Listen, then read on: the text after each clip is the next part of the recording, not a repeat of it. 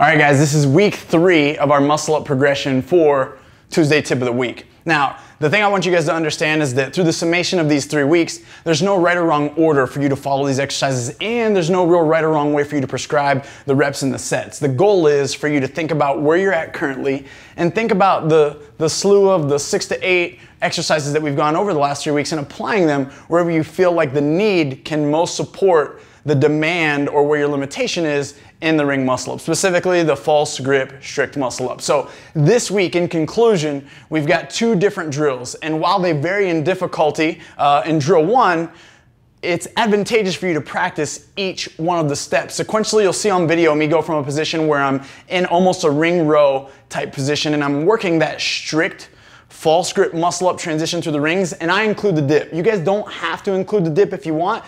The more primary means of the focus is going to be for you to keep the rings close and understand that a strict muscle up isn't a slow muscle up. So the transition doesn't need to be slow motion, guys. We've worked that already. If you refer back to week 1 when we've done some tempo-based up and down drills, that was the purpose of that. This is just get through the rings clean and think about staying as sharp and as technical as possible. So we go from the ring row position, we go from then more of an L-sit position but with my heels still on the ground. So in this position, I'm almost dragging my heels back as I transition through the rings.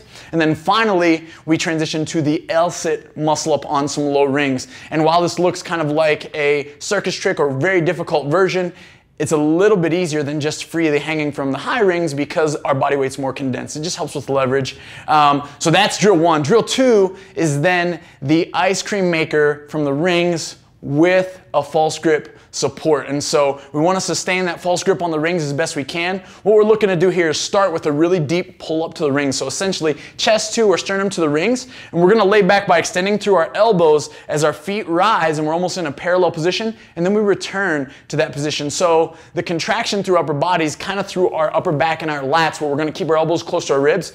But there's a dynamic flexion and extension through the elbow the whole time. It's kind of like rubbing your belly and patting your head at the same time. So it's a high skill drill. A lot of people get the flow of it once you get in a rhythm. So I gave you guys a couple examples of some slow ones and some faster ones.